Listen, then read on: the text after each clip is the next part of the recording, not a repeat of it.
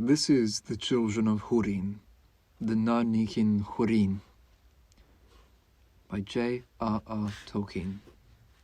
Chapter 1. The Childhood of Turin. Huor Goldenhead was a lord of the Edain, and well beloved by the Eldar. He dwelt while his days lasted under the lordship of Fingolfin, who gave to him wide lands in that region of Hithlum, which was called Dorlomin. His daughter, Glorindel, wedded Haldir, son of Halmir, lord of the men of Brethil. And at the same feast, his son Galdor, the Tall, wedded Hareth, the daughter of Halmir. Galdor and Hareth had two sons, Hurin and Huor. Hurin was by 3 years the elder, but he was shorter in stature than other men of his kin. In this he took after his mother's people, but in all else he was like Huor, his grandfather, strong in body and fiery of mood. But the fire in him burned steadily, and he had great endurance of will. Of all men of the north, he knew most of the counsels of the Noldor.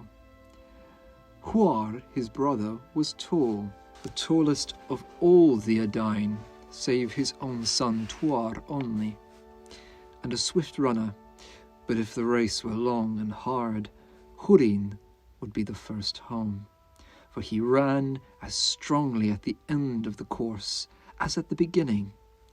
There was great love between the brothers, and they were seldom apart in their youth.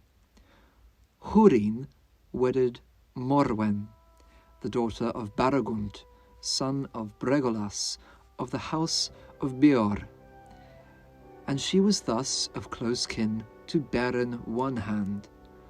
Morwen was dark-haired and tall, and for the light of her glance and the beauty of her face, men called her Eledwen, the Elven fair. But she was somewhat stern of mood and proud. The sorrows of the house of Beor saddened her heart, for she came as an exile to Dorlomin from Dorthonion after the ruin of the Bragolach. Turin was the name of the eldest child of Hurin and Morwen, and he was born in that year in which Beren came to Doriath and found Luthien Tunuviel, Thingol's daughter.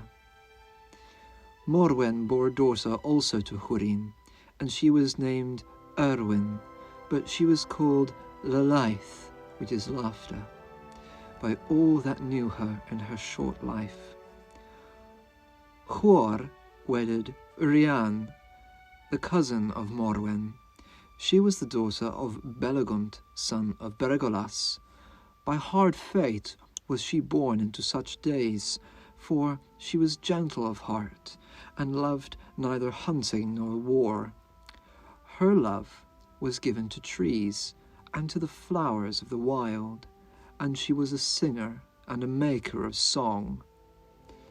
2 months only had she been wedded to Huor, when he went with his brother to the Nirnaeth Arnoediad, and she never saw him again. But now the tale returns to Hurin and Huor in the days of their youth. It is said that for a while the sons of Galdor dwelt in Brethil as foster sons of Haldir, their uncle, after the custom of northern men in those days. They often went to battle with the men of Brethil against the orcs, who now harried the northern borders of their land. For Hurin, though only 17 years of age, was strong, and Huor the younger was already as tall as most full-grown men of that people. On a time, Hurin and Huor went with a company of scouts, but they were ambushed by the orcs and scattered, and the brothers were pursued to the ford of the Brithiach. There they would have been taken or slain, but for the power of Ulmo that was still strong in the waters of Sirion. and it is said that a mist rose from the river and hid them from their enemies, and they escaped over the Brithiach into Dimbar. There they wandered in great hardship among the hills beneath the sheer walls of the Kisegrim, until they were bewildered in the deceits of that land, and knew not the way to go on, nor to return. There Thorondor espied them, and he sent 2 of his eagles to their aid, and the eagles bore them up, and brought them beyond the encircling mountains, to the secret vale of Tumladun, and the hidden city of Gondolin, which no man had yet seen. There Turgon, the king, received them well. When he learned of their kin, for Haddo was an elf friend, and Ulmo, moreover, had counselled Turgon to deal kindly with the sons of that house, from whom help should come to him at need, Hurin and Huor dwelt as guests in the king's house for well nigh a year. And it is said that in this time Hurin, whose mind was swift and eager, gained much lore of the elves, and learned also something of the counsels and purposes of the king. For Turgon took great liking for the sons of Galdor, and spoke much with them, and he wished indeed to keep them in Gondolin out of love, and not only for his law that no stranger, be he elf or man, who found the way to the secret kingdom or looked upon the city, should ever depart again, until the king should open the leaguer and the hidden people should come forth. But Hurin and Huor desired to return to their own people, and share in the wars and griefs that now beset them. And Hurin said to Turgon, "Lord, we are but mortal men, and unlike the Eldar. They may endure for long years awaiting battle with their enemies in some far distant day. But for us, the time is short, and our hope and strength soon wither. Moreover, we did not find the road to Gondolin, and indeed we do not know surely where this city stands, for we were brought in fear and wonder by the high ways of the air, and in mercy our eyes were veiled." Then Turgon granted his prayer, and he said, "By the way that you came, you have leave to return. If Thorondor is willing, I grieve at this parting, yet in a little while, as the Eldar accounted, we may meet again."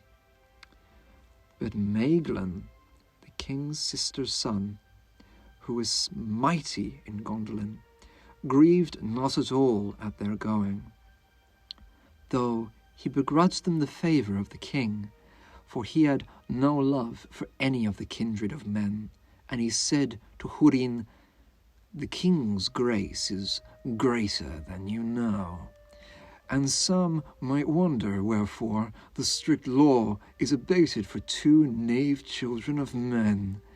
It would be safer if they had no choice but to abide here as our servants to their life's end." "The king's grace is great indeed," answered Hurin, "but if our word is not enough, then we will swear oaths to you." And the brothers swore never to reveal the counsels of Turgon, and to keep secret all they had seen in his realm. Then they took their leave, and the eagles, coming, bore them away by night, and set them down in Dorlomin before the dawn. Their kinsfolk rejoiced to see them, for messengers from Brethil had reported that they were lost, but they would not tell even to their father where they had been, save that they were rescued in the wilderness by the eagles that brought them home. But Galdor said, "Did you then dwell a year in the wild, or did the eagles house you in their eyries? But you found food and fine raiment, and return as young princes, not as waifs of the wood. Be content, father, said Hurin, that we have returned, for only under oath of silence was this permitted. That oath is still on us. Then Galdor questioned them no more, but he and many others guessed at the truth, for both the oath of silence and the eagles pointed to Turgon, men thought. So the days passed, and the shadow of the fear of Morgoth lengthened. But in the 469th year after the return of the Noldor to Middle-earth, there was a stirring of hope among elves and men, for the rumour ran among them of the deeds of Beren and Luthien, and the putting to shame of Morgoth, even upon his throne in Angband, and some said that Beren and Luthien yet lived, or had returned from the dead. In that year also, the great councils of Maedhros were almost complete, and with the reviving strength of the Eldar and the Edain, the advance of Morgoth was stayed, and the orcs were driven back from Beliarant. Then some began to speak of victories to come, and of redressing the battle of the Bracolach, when Maedhros should lead forth the united hosts, and drive Morgoth underground, and seal the doors of Angband. But the wiser were uneasy still, fearing that Maedhros revealed his growing strength too soon, and that Morgoth would be given time enough to take counsel against him. Ever will some new evil be hatched in Angband beyond the guess of elves and men, they said. And in the autumn of that year, to point their words, there came an ill wind from the north and near lead in the skies. The evil breath it was called, for it was pestilent, and many sickened and died in the fall of the year in the northern lands that bordered on the Angfauglith, and they were for the most part the children or the rising youth in the houses of men. In that year, Turin, son of Hurin, was yet only 5 years old, and Urwen, his sister, was 3 in the beginning of spring. Her hair was like the yellow lilies in the grass as she ran in the fields, and her laughter was like the sound of the merry stream that came singing out of the hills, past the walls of her father's house. Nen Lalaith it was named, and after all the people of the household called the child Lalaith, and their hearts were glad while she was among them. But Turin was loved less than she. He was dark-haired, as his mother, and promised to be like her in mood also, for he was not merry, and spoke little, though he learned to speak early, and ever seemed older than his years. Turin was slow to forget injustice or mockery. But the fire of his father was also in him, and he could be sudden and fierce. Yet he was quick to pity, and the hurts or sadness of living things might move him to tears. And he was like his father in this also, for Morwen was stern with others as with herself. He loved his mother, for her speech to him was forthright and plain, but his father he saw little, for Hurin was often long away from home with the host of Fingon that guarded Hithlam's eastern borders. And when he returned, his quick speech, full of strange words and jests and half-meanings, bewildered Turin and made him uneasy. At that time, all the warmth of his heart was for Lalaith, his sister, but he played with her seldom, and liked better to guard her unseen, and to watch her going upon grass or under tree, as she sang such songs as the children of the Edain made long ago, when the tongue of the elves was still fresh upon their lips. "Fair as an elf child is Lalaith," said Hurin to Morwen, "but briefer, alas, and so fairer, maybe, or dearer." And Turin, hearing these words, pondered them, but could not understand them, for he had seen no elf children, none of the Eldar at that time dwelt in his father's lands, and once only had he seen them, when King Fingon and many of his lords had ridden through Dolomin and passed over the bridge of Nen Lalaith, glittering in silver and white. But before the year was out, the truth of his father's words was shown, for the evil breath came to Dolomin, and Turin took sick and lay long in a fever and dark dream. When he was healed, for such was his fate and the strength of life that was in him, he asked for Lalaith. But his nurse answered, "Speak no more of Lalaith, son of Hurin, but of your sister, Urwen. You must ask tidings of your mother." And when Morwen came to him, Turin said to her, "I am no longer sick, and I wish to see Urwen, but why must I not say Lalaith any more?" "Because Urwen is dead, and laughter is stilled in this house," she answered.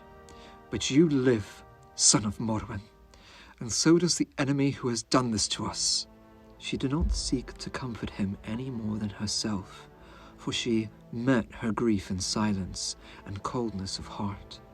But Hurin mourned openly, and he took up his harp and would make a song of lamentation.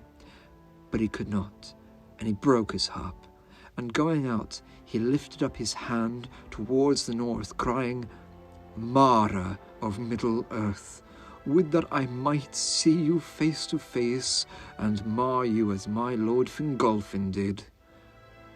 But Turin wept bitterly at night alone, though to Morwen he never again spoke the name of his sister. To one friend only he turned at that time, and to him he spoke of his sorrow and the emptiness of the house. This friend was named Sador, a houseman in the service of Hurin. He was lame and of small account. He had been a woodman, and by ill luck or the mishandling of his axe, he had hewn his right foot, and the footless leg had shrunken, and Turin called him Labadal, which is hopperfoot, though the name did not displease Sador, for it was given in pity and not in scorn. Sador worked in the outbuildings to make or mend things of little worth that were needed in the house, for he had some skill in the working of wood, and Turin would fetch him what he lacked to spare his leg. And sometimes he would carry off secretly some tool or piece of timber that he found and watched, if he thought his friend might use it. Then Sador smiled, but bade him return the gifts to their places. "Give with a free hand, but give only your own," he said. He rewarded as he could the kindness of the child, and carved for him the figures of men and beasts. But Turin delighted most in Sador's tales, for he had been a young man in the days of the Bragolach, and loved now to dwell upon the short days of his full manhood before his maiming. "That was a great battle, they say, son of Hurin. I was called from my tasks in the wood in the need of that year, but I was not in the Bragolach, or I might have got my hurt with more honour, for we came too late, save to bear back the briar of the old Lord Hador, who fell in the guard of King Fingolfin. I went for a soldier after that, and I was in Eithor-Sirion, the great fort of the Elf Kings, for many years, or so it seems now, and the dull years since have little to mark them. In Eithor-Sirion I was when the Black King assailed it, and Galdor, your father's father, was the captain there in the king's stead. He was slain in that assault, and I saw your father take up his lordship and his command, though but new come to manhood. There was a fire in him that made the sword hot in his hand, they said. Behind him we drove the orcs into the sand, and they have not dared to come within sight of the walls since that day. But alas, My love of battle was sated, for I had seen spilled blood and wounds enough, and I got leave to come back to the woods that I yearned for. And there I got my hurt, for a man that flies from his fear may find that he has only taken a short cut to meet it. In this way, Sador would speak to Turin as he grew older, and Turin began to ask many questions that Sador found hard to answer, thinking that others nearer kin should have had the teaching. And one day Turin said to him, "Was Lalaith indeed like an elf child, as my father said?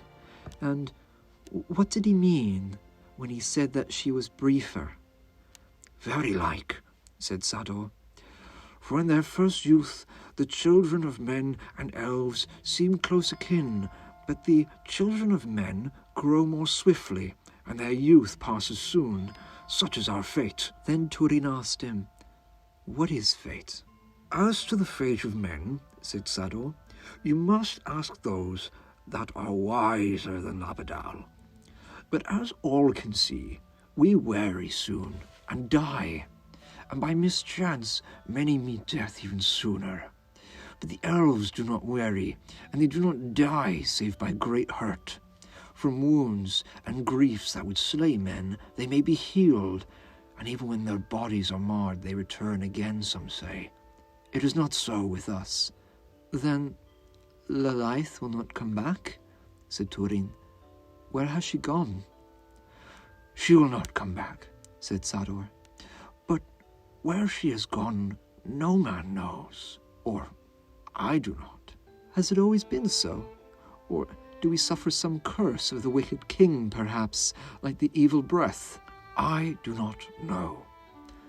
A darkness lies behind us, and out of it few tales have come. The fathers of our fathers may have had things to tell, but they do not tell them. Even their names are forgotten.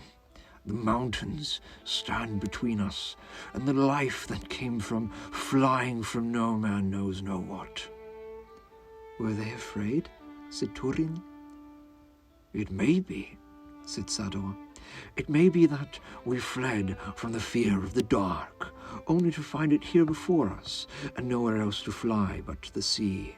"We are not afraid any longer," said Turin. "Not all of us. My father is not afraid, and I will not be, or at least as my mother.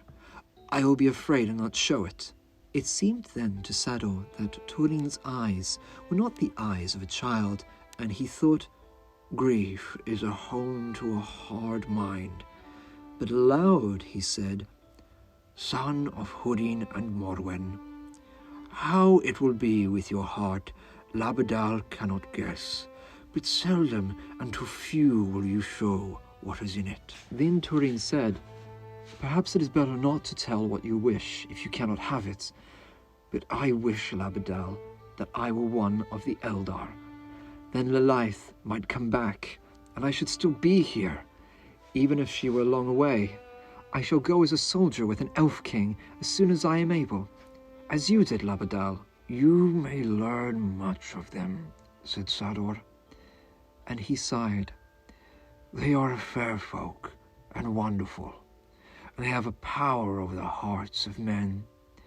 And yet I think sometimes it might have been better if we had never met them, but had walked in lowlier ways. For already they are ancient in knowledge, they are proud and enduring. In their light we are dimmed, or we burn with too quick a flame, and the weight of our doom lies the heavier on us." "My father loves them," said Turin, "and he is not happy without them. He says that we have learned nearly all that we know from them, and have been made a nobler people. And he says that the men that have lately come over the mountains are hardly better than orcs." "That is true," answered Sador. "True at least of some of us, but the up-climbing is painful, and from high places it is easy to fall low." At this time, Turin was almost 8 years old.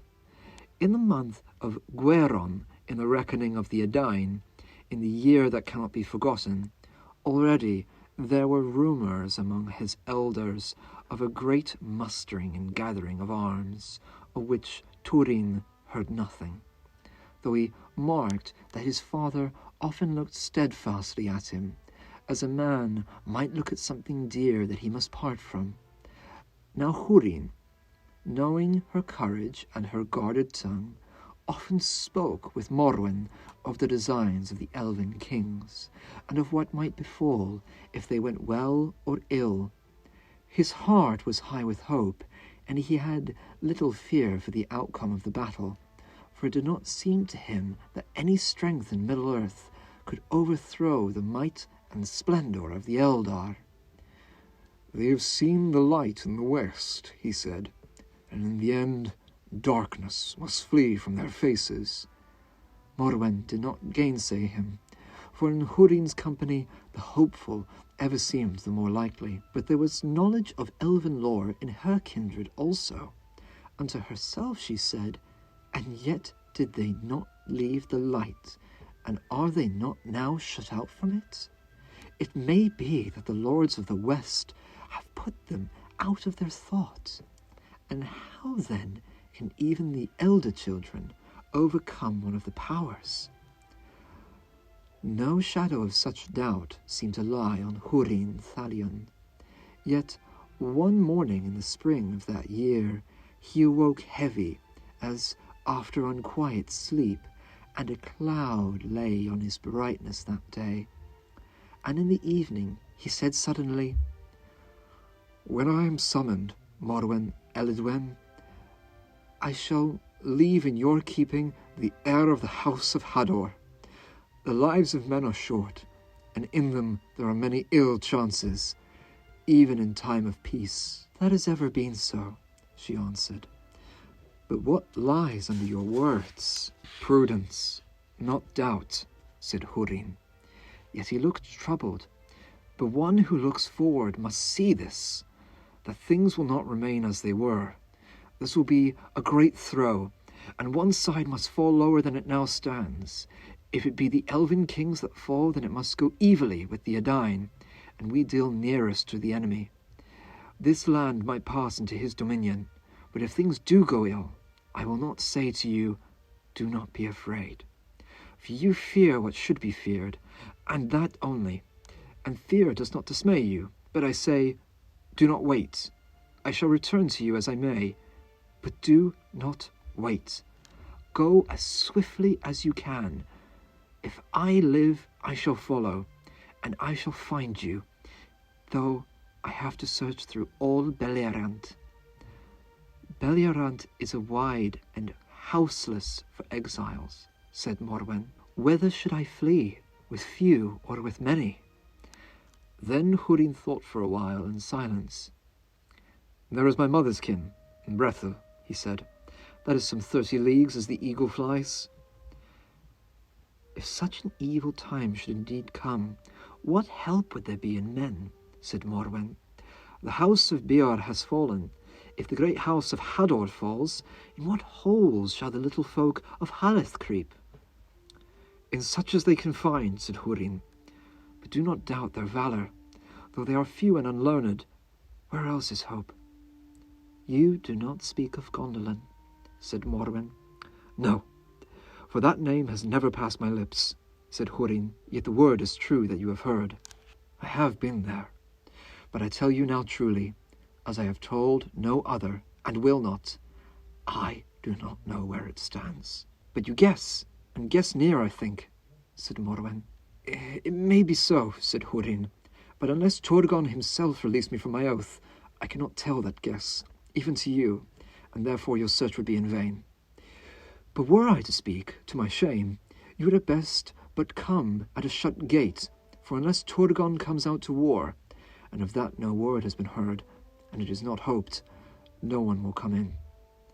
"Then, if your kin are hopeful, and your friends deny you," said Morwen, "I must take counsel for myself, and to me now comes the thought of Doriath." "Ever your aim is high," said Hurin. "Over high, would you say?" said Morwen. But last of all defences will the girdle of Melian be broken, I think. And the house of Beor will not be despised in Doriath. Am I not now kin of the king? For Beren, son of Barahir, was son of Bregor, as was my father also. My heart does not lean to Thingol, said Hurin. No help will come from him to King Fingon, and I know not what shadow falls on my spirit when Doriath is named. At the name of Brethel my heart is also darkened, said Morwen. Then suddenly Hurin laughed, and he said, Here we sit debating things beyond our reach, and shadows that come out of dream. Things will not go so ill, but if they do, then to your courage and counsel all is committed. Do then what your heart bids you, but do it swiftly. And if we gain our ends, then the elven kings are resolved to restore all the fiefs of Beor's house to his heir, and that is you, Morwen, daughter of Baragunt. Wide lordships we should then wield, and a high inheritance come to our son. Without the malice in the north, he should come to great wealth, and be a king among men. Hurin Thalion, said Morwen, this I judge truer to say, that you look high, but I fear to fall low. That at the worst you need not fear, said Hurin. That night Turin half woke, and it seemed to him that his father and mother stood beside his bed, and looked down on him in the light of the candles that they held, but he could not see their faces. On the morning of Turin's birthday, Hurin gave his son a gift, an elf-wrought knife, and the hilt and the sheath were silver and black, and he said, Heir of the house of Hador, here is a gift for the day, but have a care. It is a bitter blade, and steel serves only those that can wield it. It will cut your hand as willingly as aught else. And setting Turin on a table, he kissed his son and said, You always taught me already, son of Morwen. Soon you will be as high on your own feet. In that day many may fear your blade. Then Turin ran from the room and went away alone, and in his heart was a warmth like the warmth of the sun upon the cold earth that sits growth astir. He repeated to himself his father's words, heir of the house of Hador, but other words came also to his mind. Give with a free hand, but give of your own. And he went to Sador and cried, Labadal, it is my birthday, the birthday of the heir of the house of Hador, and I have brought you a gift to mark the day. Here is a knife, just as you need. It will cut anything that you wish, as fine as a hair. Then Sador was troubled, for he knew well that Turin had himself received the knife that day. But men held it a grievous thing to refuse a free given gift from any hand. He spoke then to him gravely. You come of a generous kin, Turin, son of Hurin. I have done nothing to equal your gift, and I cannot hope to do better in the days that are left to me. But what I can do, I will. And when Sador drew the knife from the sheath, he said, This is a gift indeed, a blade of elven steel. Long have I missed the feel of it. Hurin soon marked that Turin did not wear the knife, and he asked him whether his warning had made him fear it. Then Turin answered, No, but I gave the knife to Sador, the woodwrights. Do you then scorn your father's gift? Said Morwen. And again Turin answered, No, but I love Sador, and I am sorry for him. Then Hurin said, All three gifts were your own to give, Turin. Love, pity, and the knife the least. Yet I doubt if Sador deserves them, said Morwen.